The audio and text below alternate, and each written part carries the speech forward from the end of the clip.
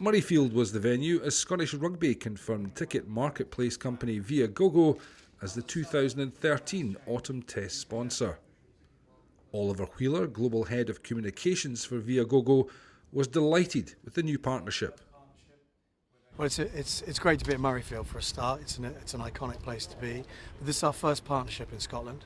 It's our first partnership with a sport governing body, and it's our first partnership with branding rights, the Viagogo Autumn Tests. So we're very proud of that. Well, for a fan, it makes things easier. That's the shortest way to explain it. So for a seller, if your plans change, you now have a place where you can sell your ticket. As a buyer, it makes it easier because you have a wider range of options, and you know that your ticket will be safe, secure and guaranteed. For Scottish Rugby's Chief Executive Mark Dodson, the deal with Viagogo looks to the future.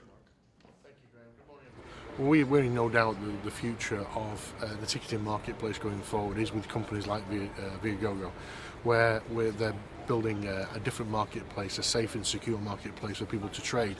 And so, given our recent examples, going with Macron, the first rugby deal that we've done with Macron, moving forward with BT, the first rugby deal that they've done, we wanted to be also at the cutting edge of what's going on in ticketing, and we couldn't find a better partner than Viagogo.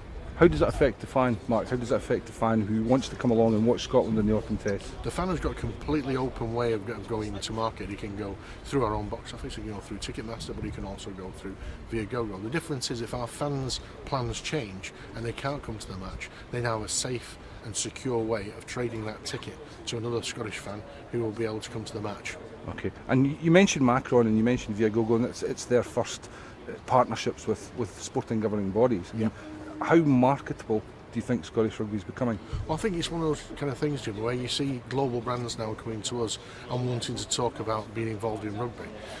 We're delighted to change the way Scottish Rugby is perceived, both from a commercial and also a sporting context. And so when we get brands like this wanting to talk to us and they come wanting to work with us over a 3 or a 4 year period, then this is ideal for us. The global brands that are now in place weren't there 2 years ago.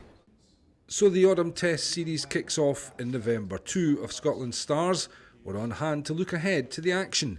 First up, it's Japan.